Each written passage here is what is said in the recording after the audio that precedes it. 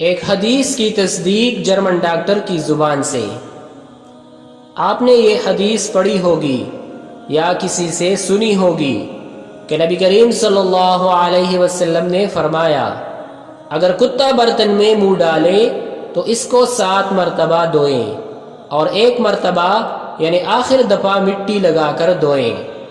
German کا ایک doctor تحقیق کرنے لگا کہ محمد صلی اللہ علیہ وسلم نے کتے کے منہ ڈالے ہوئے برتن کو 7 بار دھونے کا حکم کیوں دیا ہے۔ وہ ڈاکٹر کہتا ہے کہ میں نے سب سے پہلے تحقیق کی کہ کتا اگر برتن میں منہ ڈالے تو اس کا کیا اثر ہوتا ہے۔ کہتا ہے کہ میں نے کتے کا منہ ڈالا ہوا برتن لے کر آلات کے ذریعے معلوم کیا تو پتہ چلا کہ ایسے برتن میں خطرناک جراثیم پیدا ہو جاتے ہیں۔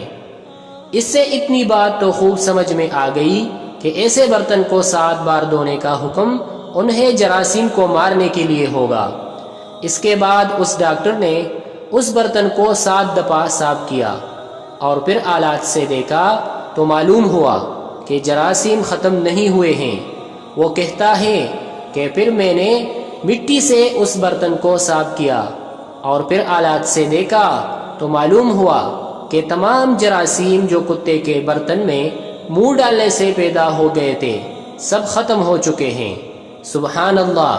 دیکھیے اللہ کے نبی صلی اللہ علیہ وسلم کی حکمت، آپ کا علم، آپ کے کمالات کہ ایک چھوٹی سی حدیث اور کس قدر حکمتیں ہیں۔